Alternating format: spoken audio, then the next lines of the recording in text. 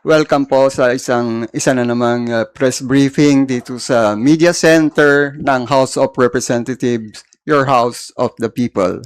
Ngayong araw po na ito, maswerte tayo na kapiling natin ang ating mga guests. Walang iba kundi si Deputy Speaker Francisco Paulo Ortega V from the 1st District of La Union, si Representative Joel Chua of the 3rd District of Manila, at siyempre ang batikang abogada at counsel for the House Prosecution Panel, walang iba si Attorney Lorna Kapunan. At para po sa ating masimulan ang press briefing na ito, pakinggan muna natin si Attorney Kapunan.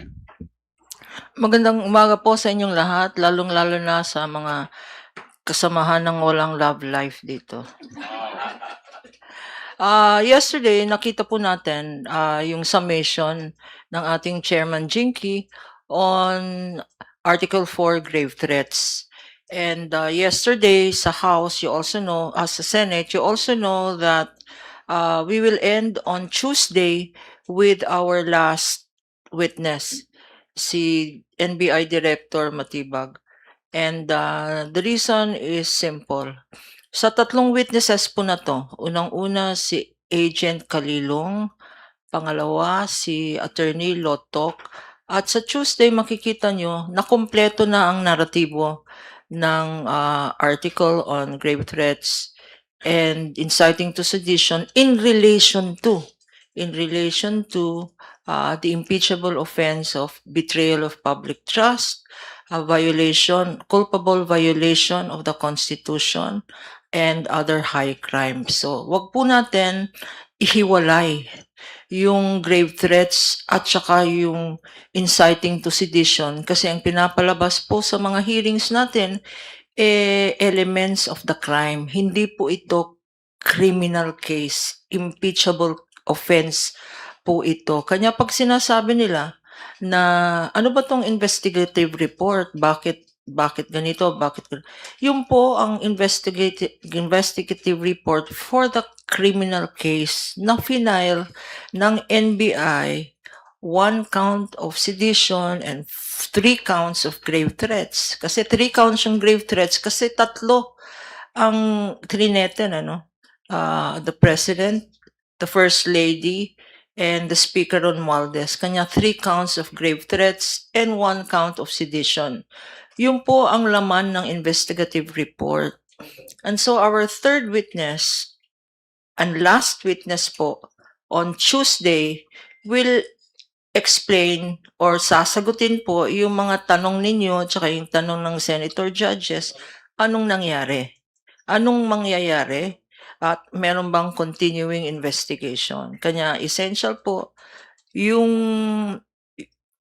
testimony of Director Matibag at hindi na rin po siya dapat nasa conference siya at hindi po siya pupunta sa conference niya para mag-attend sa Senate impeachment hearing. I-summarize ko lang po, bakit tatlo lang? Unang-una, si Agent Kalilong, nakita niyo naman, ma-technical, kasi electronic evidence po yan.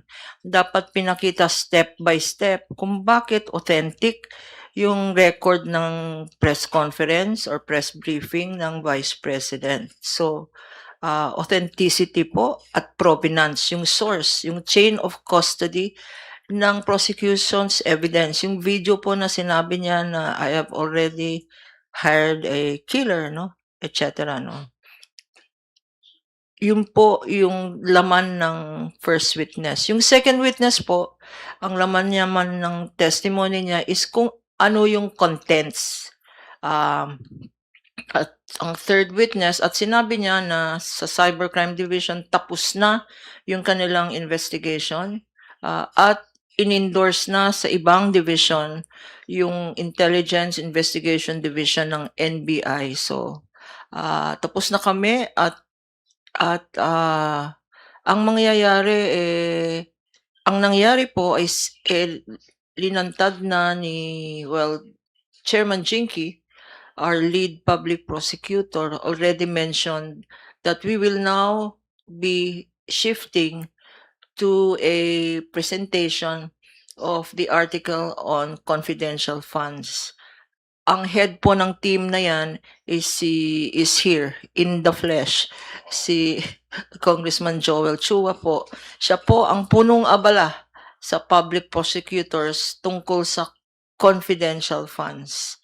Alam naman po natin na this confidential funds issue was started in his committee, no?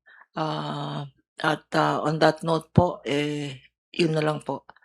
So, on Monday, what will happen on Monday? On Monday, itutuloy po yung arguments tungkol sa dalawang issue. Unang-una, yung issue ng subpoena of the prosecution for bank records.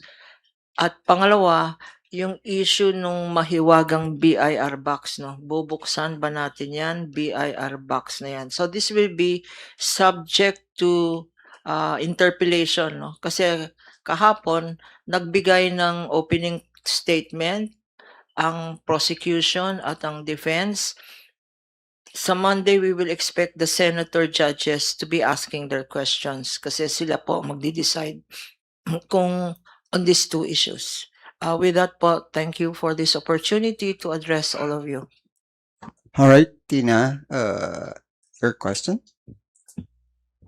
Good morning po. The defense panel po is saying that they're not afraid of the documents that the prosecution panel is asking to be subpoenaed. Ang gusto lang daw nila is na ayon sa Constitution at sa batas. How will you respond to that po? Well, unang-una, lahat naman po ng ginagawa namin ay naayon sa batas at naayon sa ating saligang batas. In fact, ito namang ginagawa po natin, yung impeachment proceeding ay naayon talaga ito sa ating saligang batas. So, ang sa amin naman po ay simple lamang. Kung wala naman pong tinatago, ano naman po ang dahilan para hindi payagan ang pagpepresenta ng mga ebidensya. Nang sa ganon, ay makita ng ating mga kababayan yung tanong, meron ba talaga o walang sapat na ebidensya laban sa ating Vice Presidente? Ganun naman po kasimple yun eh.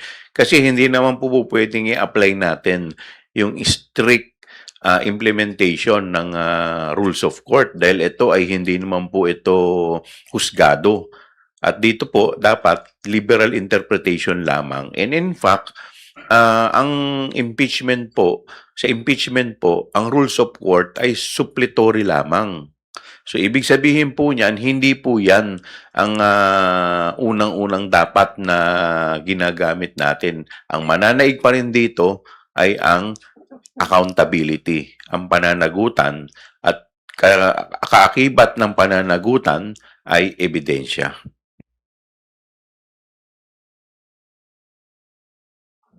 Attorney Kapunan, would you like to react? The documents, itong bank certificates at saka yung BIR, mga pieces of evidence yan na maganda na narinig natin through you na hindi naman nag-o-object ang defense to present this evidence, no? At idadagdag ko lang from the point of view of the law, kasi legal ang pag-usapan naman natin, impeachment trial po ito. Klarong-klaro po sa batas, yung bank secrecy law, no? At sa ating mga anti-graft laws. Exception po, you can open bank records and you can reveal BIR documents in connection with an impeachment case. Ito po, klarong-klaro, hindi po subject sa interpretation. Naka-enumerate po yan sa batas. Impeachment case is an exception to the bank secrecy laws. Yun po ang sinabi ng aming proponent kahapon, si Congressman Shell Jokno, at marami ring decisions ang Supreme Court, no, as regards opening of bank records. The most recent precedent is the impeachment case against Chief Justice Corona, where on the basis of these bank records, he was convicted for impeachment Due process, sinasabi nila, siguro violation of due process. Due process is not violated. Your right to privacy is not violated because, first of all, sa due process, meron naman silang opportunity to cross-examine yung authentic ba itong bank records na yun, what does it prove, etc. No? So, we welcome the statement of the defense that they are not opposed to the opening of the bank records and the BIR statements because kung sinasabi nilang due process of the defense, no, meron ring due process ang taong bayan. Meron ring due process dapat ang prosecution to be able to present its case. So due process on both sides tayo. On both sides tayo.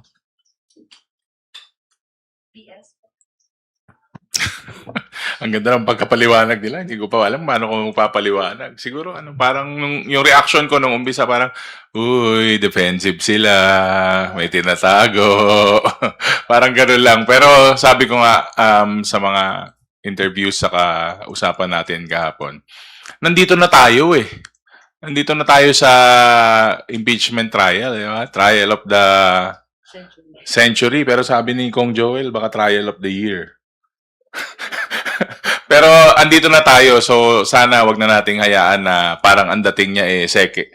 Yung sa mga nakaraan na ilatag na po natin lahat. Pag-usapan na po natin lahat. Total, handa naman both parties. Tanggap naman nila kung ano man ang maging desisyon ng impeachment court. So, 'di ba? All out na tayo. Andito na tayo eh. Nabanggit na rin po ito before, yung fishing expedition. Dahil sabi ng defense, hindi naka-attach sa Saballa and Cabrera complaints yung documents na hinihingi ngayon ng prosecution. But would it have been possible for the complainants to attach those documents considering na meron nga pong bank secrecy law?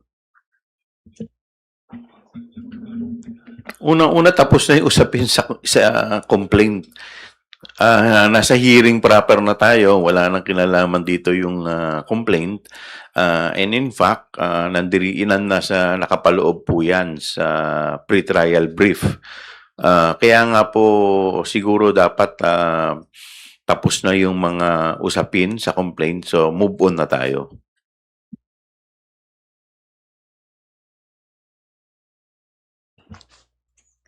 Attorney Kapunan, NDS, would you like to? Itong bank documents, hindi surprise yan. Matagal nang pinag-uusapan yan. In fact, it is inaccurate to state na hindi yan minention sa complaint, no? Sa Saballa complaint at inulit sa fourth complaint, no? Klarong-klaro po na as ultimate facts kasi. Sa complaint kasi, ang linalagay doon, ultimate facts. Sa complaint, hindi linalagay ang ebidensya. Evidence is a matter for the court. Or in the case of the House Committee on Justice, kanya sinobpina ang evidence sa House Committee on Justice hearings to determine probable cause, no? Probable cause at doon lumabas ang mga ebidensya. Hindi naman kailangan na i-attach sa complaint. At saka nagiging mutan academic na yan because sa pre-trial, na-mention na natin na isasabpina, riniserve natin. Kasi both parties may reservation. Ang ibig sabihin ng reservation? No? Yung reservation, kasi requirement po sa batas, no? At saka sa rules of court and rules of pre-trial ng Senado, kung hindi nakalista ang mga witnesses ninyo, or hindi naka-mention yung mga dokumento ninyo, hindi nyo na mapipresenta yan. That's why, pag na-notice nyo po, and I'm sure you've noticed, pag may pinapakitang ebidensya, sinasabi ng either prosecution or defense, previously marked ito. So, kagaya ng video on the Vice President, yung sinabi niyang, I've hired an assassin, may marking po yun, Exhibit P-4-10 na ginamit rin. Although meron silang sariling video, yung video po namin ang ginamit ng defense. So, hindi na nila pwedeng i-question yung tampered spliced, artificial intelligence, etc. Admitted na yan. Kanya nga kami nagsabi, ay, admitted na pala ito. At saka gusto ko lang para maintindihan ninyo lahat, no? Kasi mahaba ang discussion on implied admission daw. Bakit pa magpo-prove kung impliedly admitted na ng Vice President that and the defense that these statements were uttered? Ang mga nagsasabi sa na experts, hindi lang implied admission ito, confession. Hindi ba tayong mga lawyers at tayong mga ordinary citizens, pag nag-confess na yung tao, ano yun? Di ba? Nag-confess na siya, oo, ginawa ko to. Pagkatapos nung video na yon, meron pang mga pinakita ang prosecution, seven videos na ulit-ulit na admission against interest, pero more ang sasabihin ko dyan, hindi lang admission yan, confession siya. I am guilty, sinabi ko talaga yan. Sinabi ko yan kasi threaten ang pamilya ko. Sinabi ko kaya yan kasi binibitray ng administrasyon na to ang trust ng mga tao. Sinabi ko yan kasi lahat ng mga congressman na kurakot. Anong ibig sabihin nun? Confession na sinabi niya lahat. So, interpretation na yan or discretion na yan ng senator judges. Ang pinapalabas nila, issue po ito, inakyat nila sa Supreme Court itong mga legal issue na no ultimate facts, fishing expedition, etc. Gusto ata nilang palabas na huwag na tayong mag-usap dito sa impeachment court kasi meron naman kaming pending na petition sa Supreme Court. Wag naman sana kasi meron tayong separation of powers. The impeachment, the one who can acquit, who can try and then convict or acquit is not the Supreme Court. It is the Senate acting as an impeachment court. Dito na sila magpresenta ng ebidensya at wag na silang maghintay ng oral arguments pa sa Supreme Court. Yun lang po.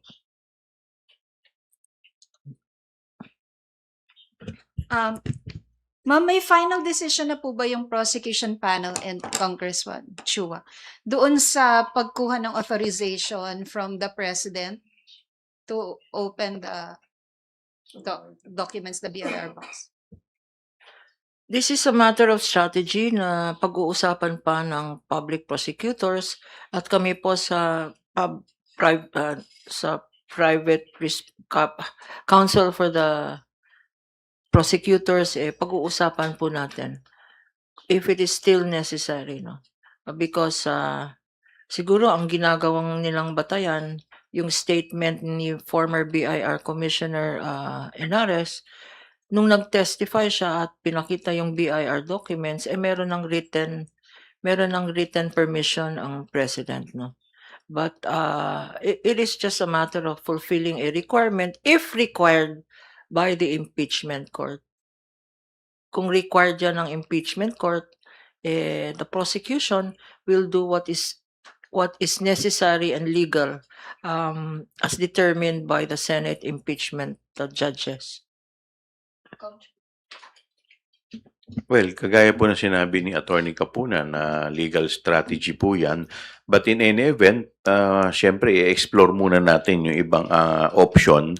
Kung hanggat maaari, syempre, ayaw naman natin na guluhin pa ang ating executive pagdating dito dahil marami rin namang ginagawa ang ating Pangulo. At kung may iba pang option, may iba pa kaming mga pupwedeng gawin, yun muna ang i-explore namin. Kapag pinasabina po ba ng impeachment court yung documents na hindi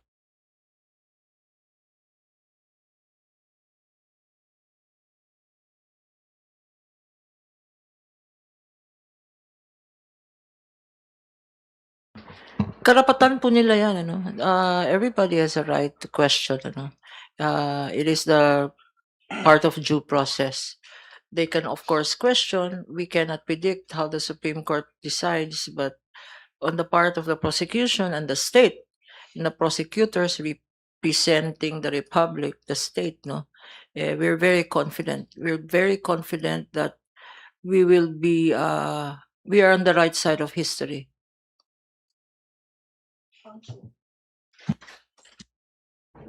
May magti-TRO doon pag nangyari yun. Kilala niyo na kung sino. Hindi ko kilala eh.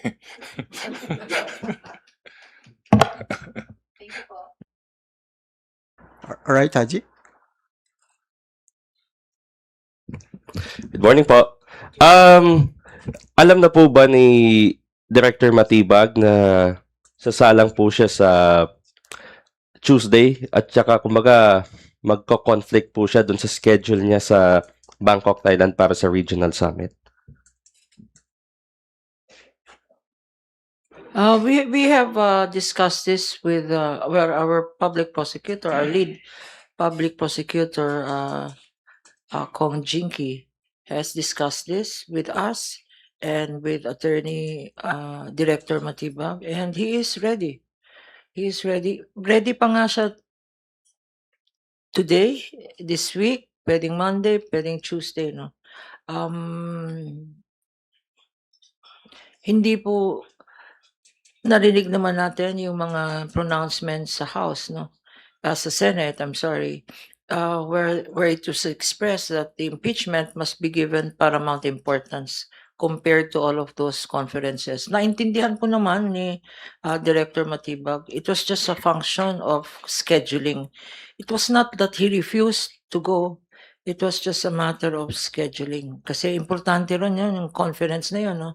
Sa international conference, kung saan ipapakita sa conference na yun. I think it had to do with terrorism, cybercrime, I'm not sure, no? But we are still a republic that follows the rule of law. Our NBI, our justice system, our prosecutorial enforcement system is alive and well, no? Kasi naririnig nila sa mga newspapers, ang daming nangyayari dito, no? Baka sabihin na nila third world underdeveloped country tayo, na law of the jungle tayo. Hindi naman po. And that, I think, was the importance of that conference, to show that all is well here. There is rule of law here. And even I don't want to answer. I'm not the spokesperson of Director Matibag, but short answer to your question, yes, he will be here on Tuesday. Okay.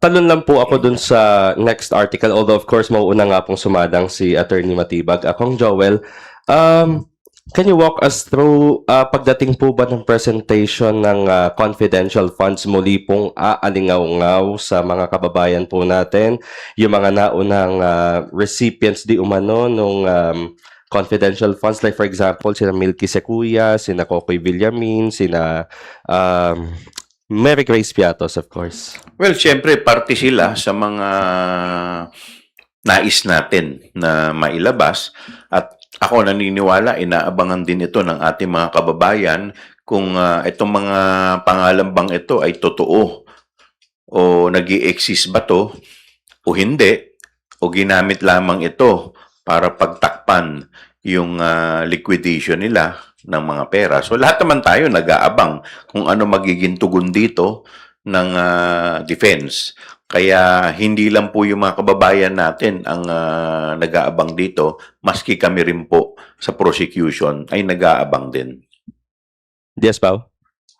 Balikan ko lang saglit yung unang tanong mo, no, na kung bakit importante na nandun si NBI Director Matibag, kasi siyempre, alam naman siguro ng taong bayan to, no? Nasa kanya po lahat yung full access sa mga record, sa mga importanteng dokumento ng NBI. So sobrang crucial po yung pag-upo niya. Siguro naintindihan din po natin na nung nakaraang Senate presidency ni former Senate President Alan, medyo meron po silang konting friction, at nakita po natin yung kahapon sa mga statements, sa mga manifestations. Pero sana mapag-usapan nila yon at makita ng impeachment court yung yung halaga. Kasi sa prosecution side, sobrang importante po yung pagiging pag-upo na witness ni Director Matibag, no? Dagdagan ko lang din yung kay Joel kasi nung hearings pa nung time na si Kong Joel ang chairman. Ikaw pa rin ba chairman nung 19 Congress, siya chairman? Ano yan, literal parang ano yan. Yan ang merienda natin noon, yung mga pangalan na yan. Isa-isa nating kinuha sa sa PSA. Kung nag-e-exist yung mga yan, halos 200, 300 po yata ang hindi nag-e-exist doon sa mga pangalan na yan. So, andito na tayo. Sabi ko nga, ito na yung perfect stage. Ito na ang pinaka-importanting part. So, sana po, sabi nga ni Kong Joel, mailabas po lahat ng mga to. Idadagdag ko lang, no, one-liner lang, no.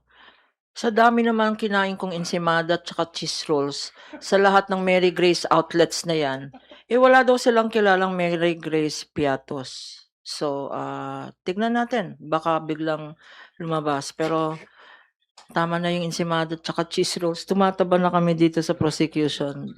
Wala talaga siya sa mga restaurant na yan.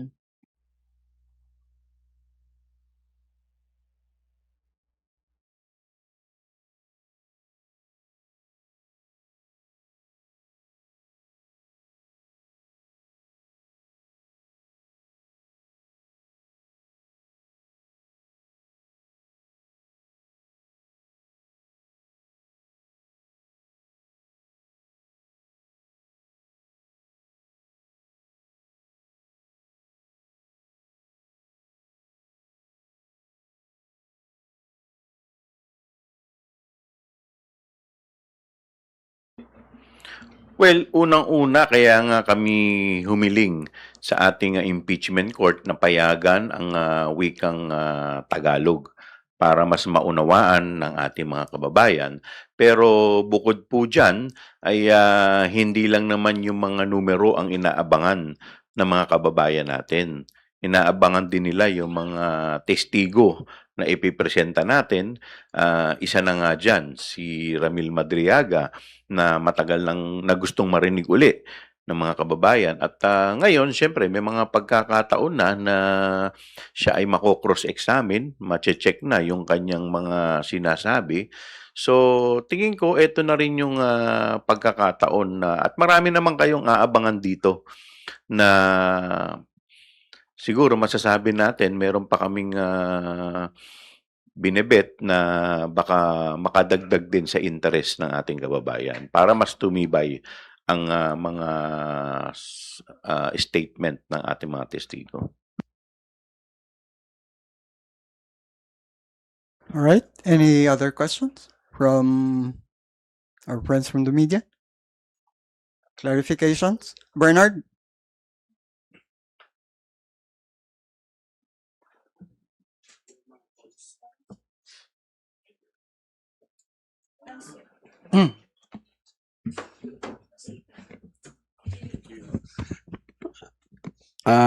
Good morning. Sa labas kasi, outside the impeachment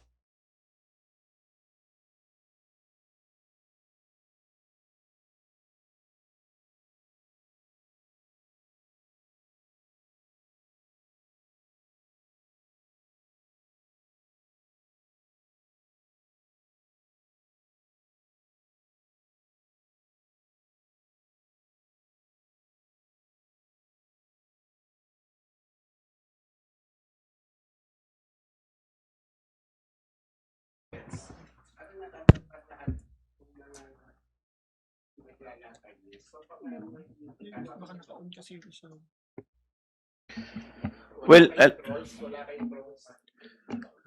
alam mo kami sa prosecution, yung katotohanan lang ang gusto namin eh.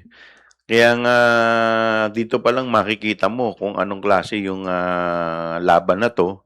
Ito ay laban ng katotohanan at laban ng fake news.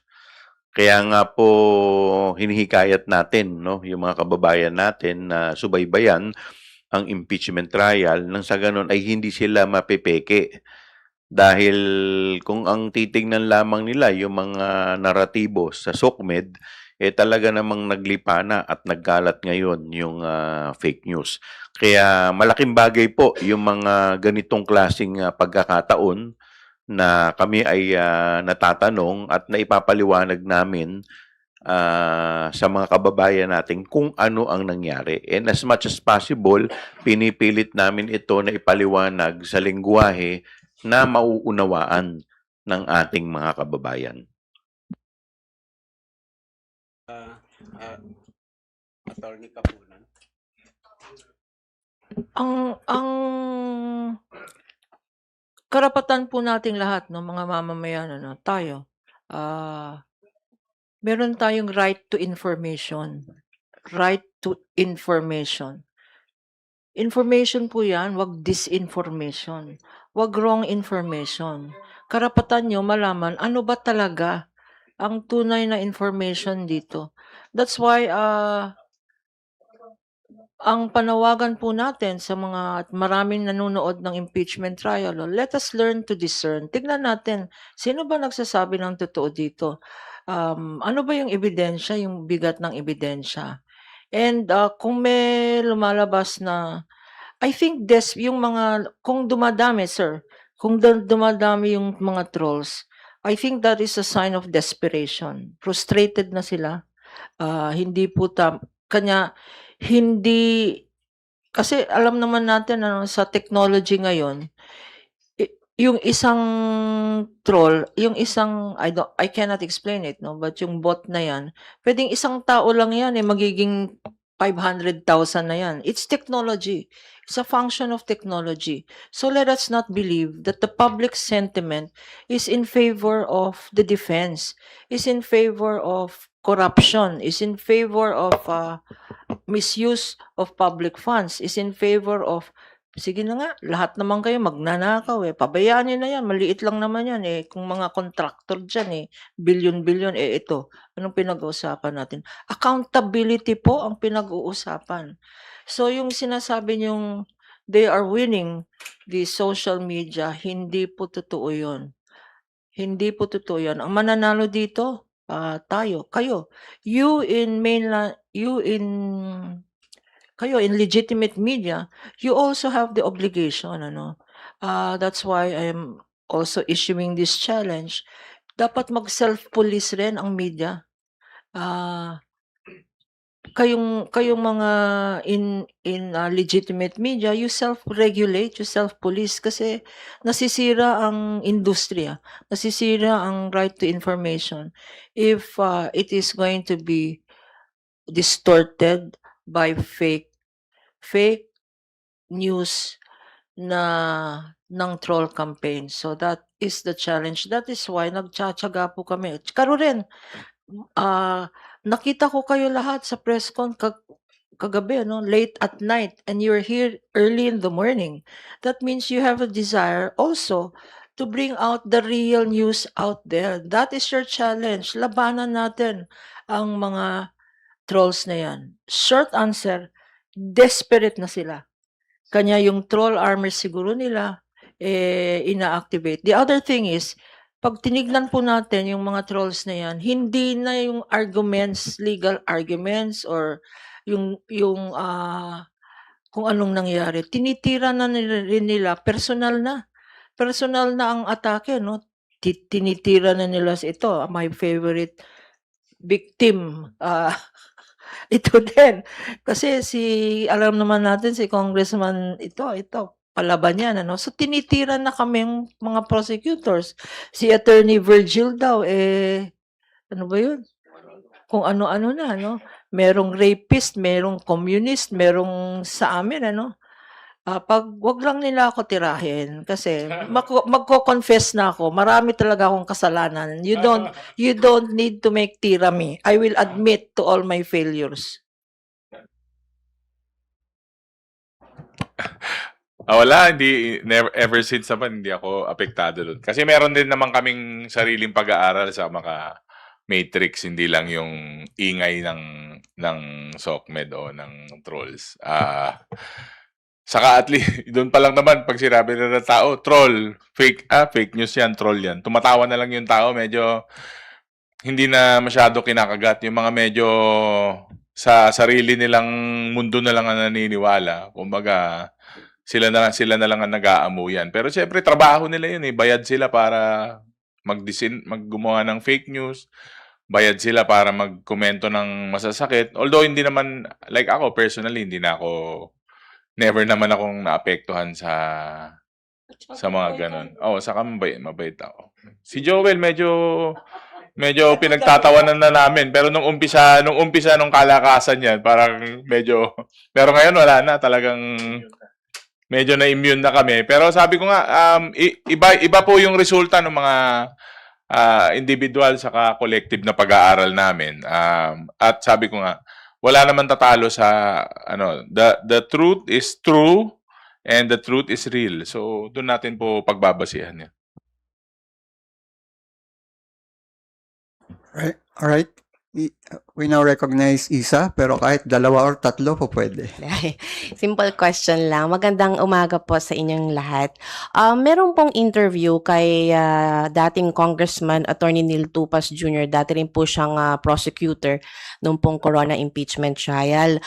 He expressed concerns daw po kasi do sa strategy ng prosecution sa ongoing impeachment trial kay Vice President Duterte dahil mas pinili pong unahin yung hindi strongest article, yung pong kill threat o yung grave threat ni Vice President Sara Duterte. And sana daw po inuna yung issue ng graft, corruption, bribery, and unexplained wealth.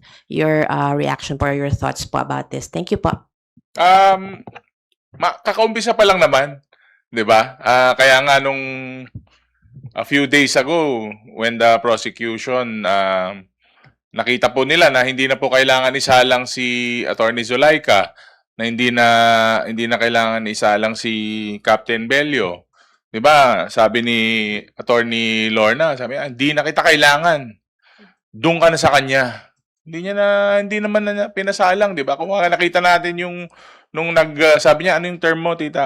Hurdle. Nung nag-hurdle yung prosecutors. Siyempre nakikita naman nila na kailangan surgical, kumbaga kailangan mo i-trim yung mga hindi na kailangan. At saka well-established na po yung mga ebidensya. Actually, tumulong pa nga po yung defense sa pagko-confirm nun, no? So, ano naman yan eh, dynamic yung nangyayari sa impeachment. Hindi yan, tignan nyo nga, yung mga ilang araw pa lang, ang dami ng changes na nangyari. Hindi naman yan susunod ayon sa gusto ng kung sino mang partido eh. Dynamic yan. So, di ba? Tignan natin yung mga susunod na araw. Ang maa-assure ko nga lang, nakahanda tong team para dyan sa kahit anumang changes.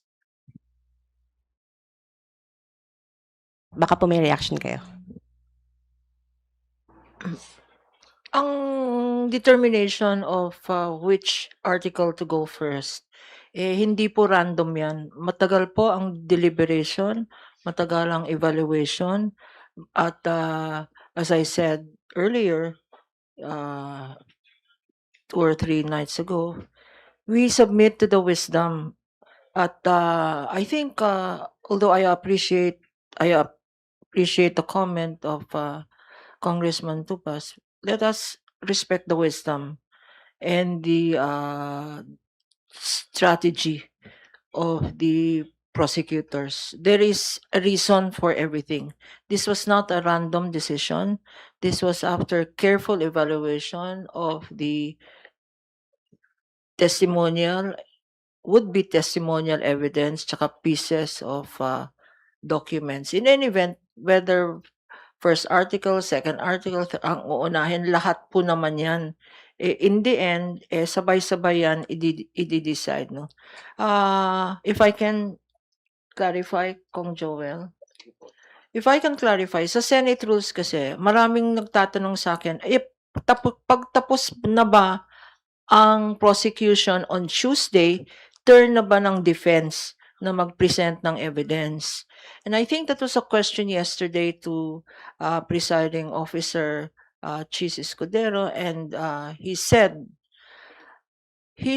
that tatapusin muna ng prosecution lahat ng 4 articles of impeachment, and then after that, it is the turn of the defense.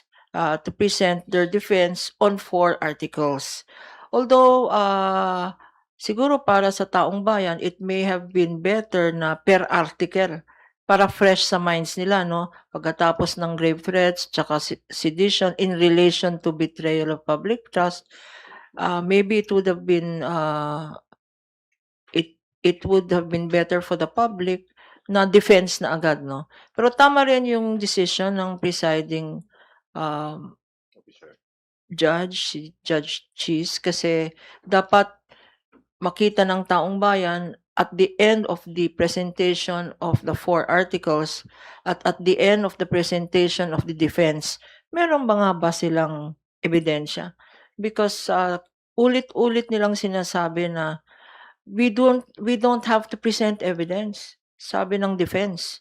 It is the presumption of innocence daw na pagkatapos ng mga articles na to ng prosecution, baka nga hindi na sila mag-present, no, in their judgment.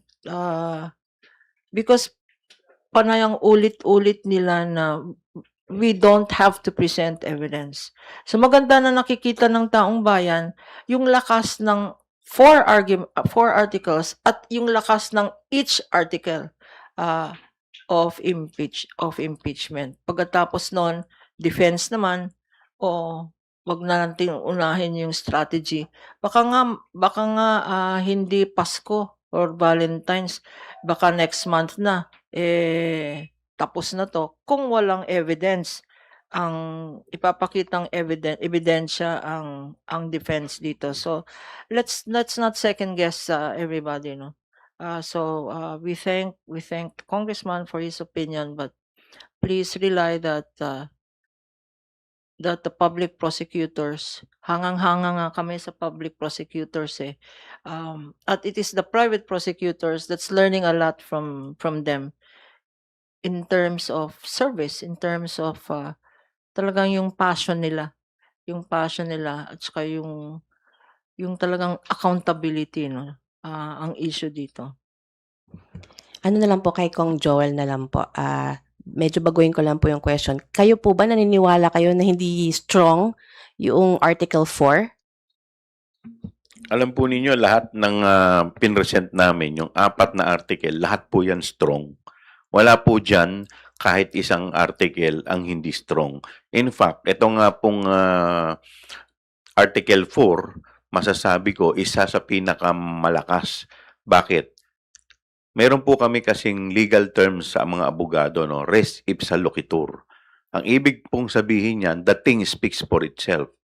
Yung mismong binitawang salita na lamang ng ating Vice Presidente na may kinausap siya na isang tao para patayin ang Pangulo, ang First Lady at ang former Speaker, yun na lamang in itself medyo masasabi nating nakakagulat at very unbecoming sa pangalawang opisyal ng ating gobyerno. At talaga namang makikita natin na napakalakas. Kaya nga po, sinyorte na namin yung aming mga testigo, mga witnesses, dahil sa aming pong paniniwala, na-meet na po namin at na-achieve na po namin yung nais naming patunayan sa impeachment court. Last na lang po kay Kong Joel. Kapag po sumalang na yun sa confidential funds, sino po yung inaasahan na mag-handle po nito na private prosecutor? Thank you po. Well, marami kasing mga testigo, so iba-ibang testigo, iba-iba yung magiging hahawak. So, meron pong public prosecutor na hawak, meron din pong private.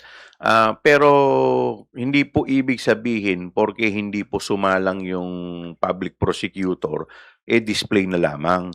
Kasi may mga ibang public prosecutor, iba naman po ang kanilang trabaho, iba po yung kanilang task sa grupo. Na sa tingin po namin ay mas magiging effective po sila sa ganitong task. Hindi naman po lahat ng nakikita natin na abogado sa isang team, lahat kailangan sumalang. Dahil yung iba po dyan, sila po yung gumagawa ng research. Yung iba naman po dyan, sila ang gumagawa ng mga paperworks. Yung iba po dyan, sila naman ang kanya-kanya po talaga ng trabaho ang abogado. So, wag po nating sasabihin na porke hindi po sumalang yung public or yung private prosecutor at nandiyan dyan lamang, ibig sabihin ay hindi na sila mahalaga. Lahat po dito sa team namin, yung 11 public prosecutor, lahat po yan ay may ginagawang trabaho, may task po sila at lahat po sila ay mahalaga para po sa team namin. Segundahan ko na rin po yun. So, hindi po display, opo, yung hindi po display yung 11-man House prosecutors kasi baka nga may mga nagsasabi na bakit hindi sila yung sumasalang, bakit yung mga private lawyers po yung nagtatanong or nagsasagawa po ng cross-examination. Tama po. Tama po kayo, hindi po display lang yung mga public. In fact, kung makikita po ninyo, yung yung order nga po na kanina binabanggit ni Attorney Kapunan, ang nagdesisyon po niyan ay mga public prosecutor. Kami po ang nag-deliberate niyan, kami ang nag-usap-usap, at kami ang nagdesisyon. Of course, syempre, kukunin po namin yung mga opinion ng mga private prosecutor, private lawyer, but at the end of the day, kami rin po ang nagbigay ng mga diskarte. At kung makikita po ninyo doon sa ibang mga mga susunod na mga articles, lahat po ng insight dyan, lahat po ng mga ay galing po sa amin. Dahil kami po yung nasa forefront, kami po ang nakakaalam kung ano po ang nangyari. At kami rin po ang sumala ng mga testigo na mga pwede naming gamitin. So, ito naman po, as we go along, tuloy-tuloy pa rin po yung pagtatrabaho. Hindi po porke hindi nyo nakita doon ay wala nang ginagawa. Lahat po yan may ginagawa. In fact, halos lahat po kami talaga dito pagod. Hindi lang po yung private, pati po yung mga public prosecutors ay pagod din po. Marami pong salamat. All right, we have 2 more, Eden, then Vivian.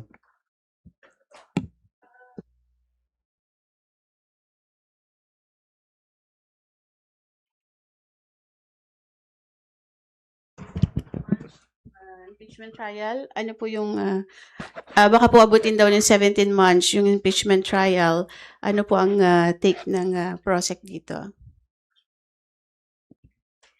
Ako. Alam po ninyo, yung 17 months na sinasabi nila, ito lamang po yung requested trial dates, both ng public at saka ng private. But it does not follow na iko-consume mo o ubusin mo lahat yon. In fact, pati sa mga testigo, nilagay po namin syempre lahat dyan. Yung mga sa tingin namin na testigo na kakailanganin namin. O like for example po, dito po sa ating Article 4, nakalagay po sa aming pre-trial brief yung sheriff, si Attorney Solaika, at kung sino-sino pa. Pero nakita nyo ngayon, ang isasalang lang 3.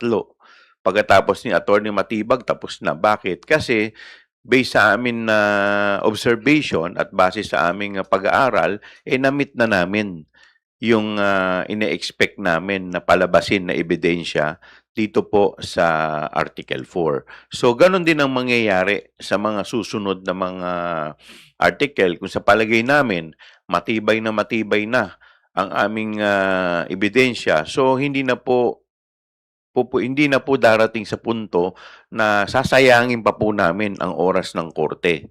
At may mga pagkakataon din po na may mga testigo po kami na sa isang araw baka 2 po ang maisalang po namin. So pagka ganun po mangyayari, mas liliit pa po.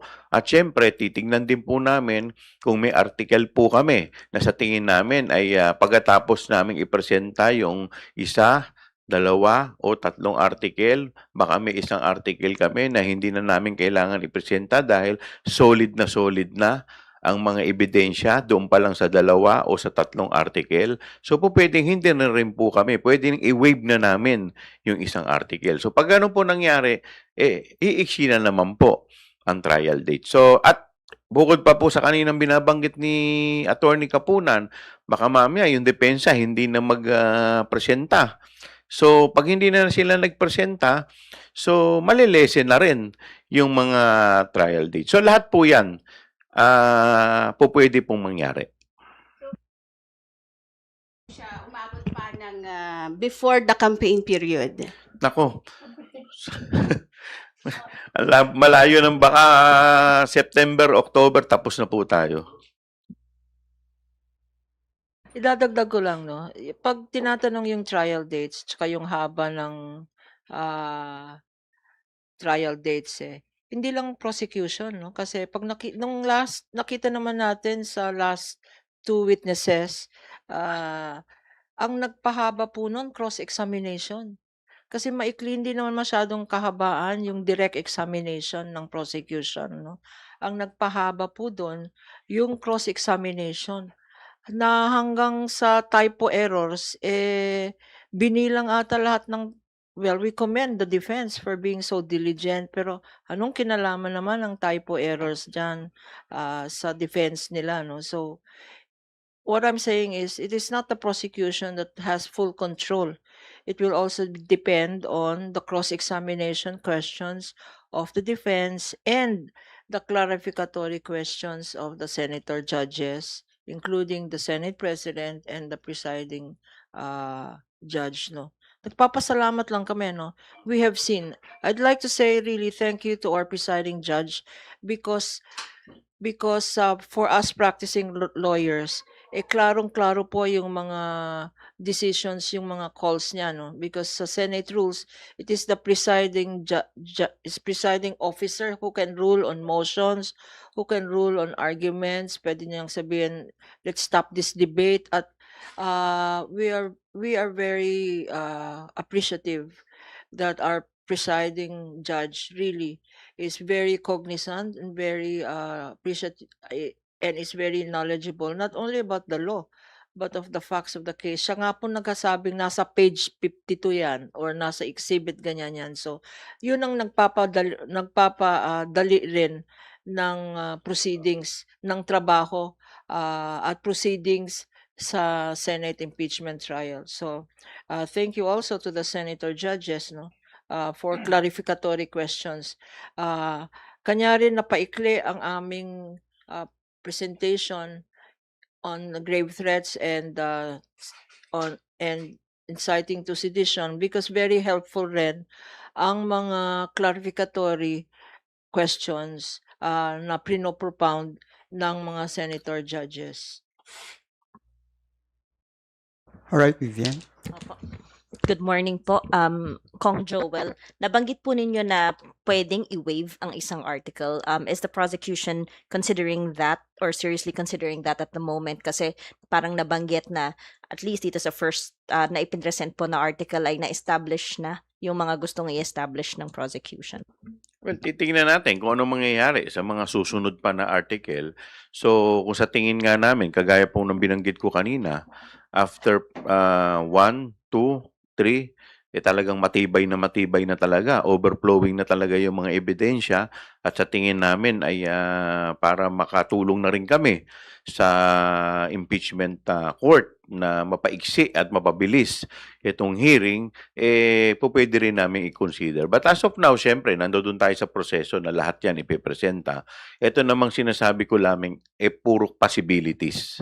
Kagaya po na nangyari po ngayon, napaiksi po tayo na 3 testigo lang nakita natin na matatapos na kami dahil kagaya po na sinabi ni Attorney Kapunan, mahusay po yung pagkakahandling ng ating presiding officer at maganda rin yung mga tanong na binabato ng mga senator judges na makikita mo na talaga rin naman diligently ginagawa rin nila yung kanilang mga trabaho, nag-aaral din sila.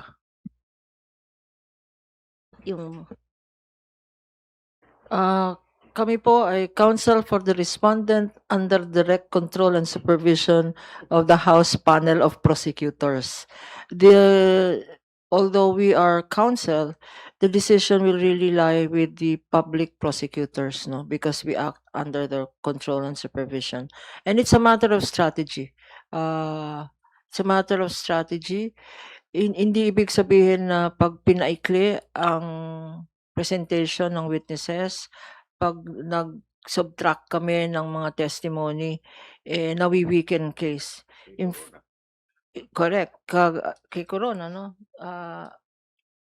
Panahon ni Corona nga, ang dami nilang articles, ang dami nilang counts. They just reduce it to unexplained, no? And non-declaration of wealth, no? So, it is a determination to be made collectively. Pag nagpapasalamat nga si Kong Jinky, no? At the end of the day, pag ini-interview nyo, she always says, this is a collective, collegial effort of both the public and private prosecution. So that decision will be made when it will be made. Si Kong Ortega nga gusto niya itong article na grave test, decide na natin yan kasi klarong-klaro naman, di ba, Kong? Iba-iba nga po. Very dynamic, sabi ko nga. Like ako, para sa akin, mas mabigat yung Article 4. Yeah. Pero karamihan po like yung mga nasa tao sa gobyerno, mas mabigat sa kanila yung sa confidential funds. So, iba-iba po talaga eh. Sana nga po, kung pwede ko lang kayong dalin at makita ang kwento behind the scenes sa nakikita ko sa holding area namin, marami kang matututunan, saka marami kang ma-obserba lalo sa mga huddle nila. Saka actually nakikita mo rin kung ano yung mga paborito nila merienda behind the scenes. So, sabi ko nga maraming kwento behind this impeachment, not only sa legal strategy, sa diskarte ng prosecutors, even sa defense, diba? I'm sure maraming tanong ang media, pero marami rin pong hindi maaring sabihin nga tong mga prosecutors. Siguro po equally may weight nga po lahat tong articles na to, and sigurado po namin na yung the evidence will be screaming, saka yun po ang basehan talaga namin sa lakas nung kaso na to. Can I just add, and I think I have to add this, hindi ibig sabihin na kasi mainit ang mga arguments, mainit ang debate sa impeachment court, nag-aaway ang ang prosecutors at saka ang defense lawyers, no. Pag nakita niyo naman sa start, no, nung pag wala pang camera, nako, embrace kami, even sila the spokes kayo, no. And I think that's a sign of mutual respect. And that is why I'd like also to thank, no, even kagaya kahapon si Attorney Sison, no, said, mentioned me and mentioned my manifestation. Pagkatapos nun, embrace naman kami. So we are adversarial, but we are not enemies. So, and I guess both sides, on the side of the prosecution, we just want the truth to come out. And we are optimistic that as well is what the defense will achieve to do. With that in mind, we think that with this cordial relationship of the prosecution and defense, we think that we can hurdle. We can hurdle any legal obstacles along the way, no. Siguro as we go along the trial, mapapa-lessen. Sabi nga ni Bam Aquino, bakit puro lawyers lang, no? Let's hear the witnesses speak for themselves without lawyers arguing. Let us see the documents speak for themselves. Sabi nga ni Kong Joel, res ipsa loquitur, hindi na kailangan ng legal calisthenics. As the relationship of the prosecutor and defense is cemented, I think there will be less legal gymnastics on the floor. Paglilinaw din po dun sa nabanggit po ninyo kanina, Attorney Kapunan, na yung testimony ni Director Matibag will answer anong mangyayari, meron bang continuing investigation ng NBI. Are you pertaining to the nabanggit po doon sa House hearing na NBI is following leads on alleged assassin in Duterte's threat against Marcos? Hintayin na lang natin yung testimony on Tuesday about, as Kong Joel said, and Kong Ortega said, the testimony of Director Matibag will complete the whole narrative. Kasi hanging question yung anong nangyari. At yung statement ni Attorney Lotok that said from the Cybercrime Division, this was referred to another division of the NBI. So, I think it's reasonable to assume that the story, yung buong storya, malalaman nyo sa Tuesday. And how are you preparing po for that Tuesday testimony of Attorney Matibag? Kasi po, well, yesterday, medyo nagkaroon ng mga allegations na parang yung dalawang senator judges na parang ini-intimidate daw po, or the announcement on a probe sa infrastructure project, was that an attempt to intimidate senator judges? Wala naman po magbabago sa preparasyon ng prosecutors. Pero ako, sinabi ko naman kung ano yung nakita ko lang nung nandun ako nung hearing. Makikita natin may konting friction talaga dahil nga po sa past month na mga nangyaring events. No? Alam po natin yun. But again, nakahanda po ang prosecutors. Siyempre, dadalo po si NBI Director Matibag. Inaasahan po natin na sa dating po niya doon, mula sa pagdating niya hanggang sa pag-upo niya, masisigurado ko na medyo mahaba. Medyo mahaba, maraming tanong. Baka hindi pa po siya nakasalang sa witness stand or kakaupo pa lang niya, marami ng tanong ang senator judges sa pagdating pa lang niya. Aasahan po natin talaga yon. And kaya nga po si Chairman Ace nung kahapon, nag-request na rin po ng ginataan na yung bilo-bilo. Kasi alam niya na mahaba yung hapon na yon. So kailangan merong mabigat na merienda. Pwede bang idagdag lang ng konti, no? Kasi before it was mentioned yung situation ng Alan Peter, etc., and the interview of Direk Matibag, nag-manifestation din po si Senator Robin Hood Padilla na sana ay hindi po ito conspiracy of sorts na bakit isa-isa na nang uubos ang mga senators na wala sa majority, no? Parang this is a concerted plot to remove the number of dissenting or yung mga minority bloc, no? Kasi isa-isa na ang nangyayari, no? I'd just like to assure the public that wala pong kinalaman ang mga kaso outside the impeachment court. It is not within the control of the House. Ibang department of government yan, ano. If government agencies do their own duties, part of their duty yan, ano, that there are cases being filed. Hindi naman filed yesterday to. Hindi naman filed sa start ng impeachment case, no. These have been cases that have been pending for long, no, and that it has ripened now or that there is progress now. It's just a matter of siguro we don't want to second guess the enforcement agency. So be assured, no, we'd like to assure our dear friend Senator Robin Hood Padilla, who always keeps, kung black and white ang impeachment, naglalagay siya ng magandang technicolor pag nagmamanifest siya. So we also appreciate his statements, but be assured, Senator Robin Hood, na wala pong script ito of conspiracy, no.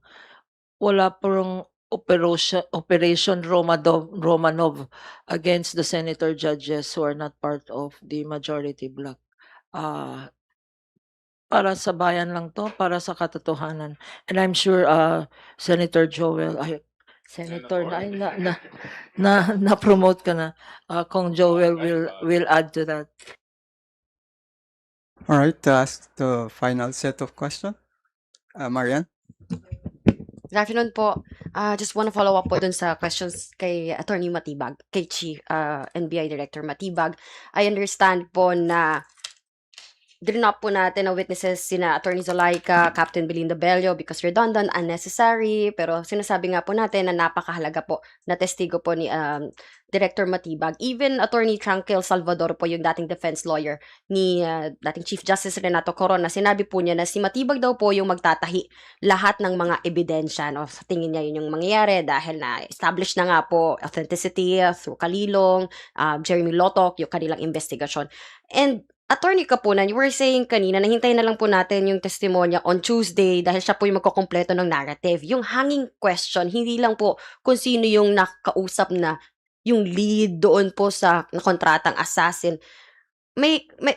Si Attorney Matibag din po ba ang sasagot? Kasi si Attorney Lotok kept on saying na yung focus doon ng investigation nila grave threats lang ang about kung may Operation Romanov Intelligence Service, director na lang po namin ang inyong tanongin. At Senator Gatchalian, may nakausap bang mga grupo na naniniwala sa mga pinagsasabi ng kabilang grupo? Makakasagot lang Intelligence Service, director na lang po namin yung sasagot niyan. If may nakausap bang ang NBI regarding inciting to sedition, director na lang din po ulit Intelligence Service namin makakasagot dyan. Gaano kabigat po etong testimonya ni Director Matibag para isa lang pa rin natin siya even if sinasabi natin na unang dalawa ay sapat na. Isa lang masasabi ko, mabigat. Earth shaking. Ground shaking, ma'am. Gaano kabigat, ma'am? Like, can you expound lang po? Ano yung aabangan ng tao on Tuesday? Ano? Off the record? Love advice na lang bigay ko sa iyo. Yun ang masasagot ko, no? Because I cannot preempt the testimony of the witness. Wala namang script ito, no? So he will say what he needs to say. Baka sasabihin nila may script na naman, may binabasang script na naman ang prosecution witness. Wala po. Sa katotohanan lang siguro. I mean, punta lang kayo sa Tuesday. I guess ulitin ko lang yung sinabi ko kanina, no? Being the head of the bureau, he has the access. He has access to all of the records sa lahat na to. Kumbaga, he has the keys to the castle, eh. So, kung meron namang pinaka credible, saka siguro naghahanap ang mga kaibigan natin sa media at saka mga taong bayan ng pasabog or mabigat na statement coming from here. Siguro ang magandang word na gamitin natin is informative. Yes. Kasi mas privy sila sa mga impormasyon na hindi natin kayang sagot or hindi natin alam. Parang yung lead sa so-called na assassin. Siyempre, may classified yung iba dyan. At hindi rin naman nila pwedeng ibitaw or basta-basta sabihin kung hindi rin po solid yung lead nila at hindi po nila nahanap yung or under investigation pa. So, I'm sure mag-expect kayo ng fireworks next week. There will be fireworks. Bring your own baon. Sa Tuesday, BYOB ang tawag dyan. Bring your own baon. Tuesday. Oh. Kami, bilo-bilo. Ginataan. Any follow-up, Marian? Last na lang po. I understand si Director Matibag, affiliated po siya with the PDP Laban. Dati siyang official. Yes, former executive po ng PDP Laban. Maybe an ally of the Duterte or former President Rodrigo Duterte back then. Gaano kahalaga kaya yung mga nalalaman din niya even before or with all this investigation in the trial? Hindi ko kasi alam yung level of closeness nila eh. Pero hindi naman hindi naman bagong impormasyon. Alam naman ng tao na he was part of that. Siguro, yung kaunting oras na kilala ko siya at nakasalamuha ko siya, very very upfront naman siya. Hindi siya yung tipong tao na hindi siya yung parang walang drama. He's a straight arrow, straight to the point, direkta. Parang tong dalawang kasama ko dito, walang paligoy-ligoy, di ba? Walang palamuti, diretso sagot. If that question were asking court, no? Kung tinanong yung question mo sa court, ang sagot ko, Your Honor, please tell the defense that this question is immaterial and irrelevant. Wow. Di ba?